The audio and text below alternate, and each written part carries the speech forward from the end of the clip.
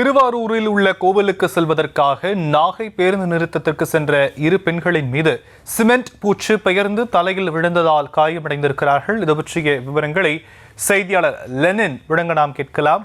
Lenin, என்ன நடந்தது? வணக்கம் சியாம்.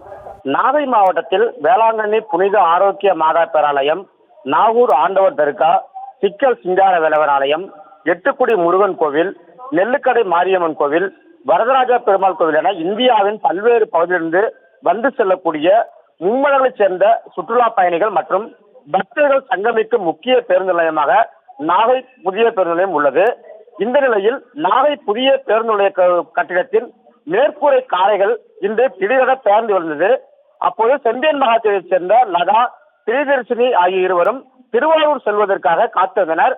அப்போது அந்த பேருந்து நிலையத்தின் காரை அவர்கள் மீது இடிந்து விழுந்ததால் அவர்கள் மீது சிமெண்ட் காரை விழுந்ததில் லதாவிற்கு தலையில் காயமும் பிரியதர்ஷினிக்கு கையில் காயமும் ஏற்பட்டுள்ளது.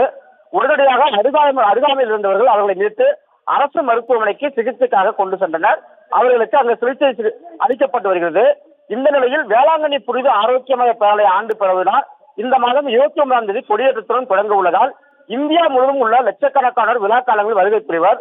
பக்தர்கள் மற்றும் சுற்றுலா பயணிகளை பாதுகாப்பு நலன் கருதி ஆபத்து ஏற்படாத வகையில் அந்த புதிய பேருந்து நிலையத்தை சீரமைக்க வேண்டும் என்று பொதுமக்கள் கோரிக்கையாகவும் உள்ளது.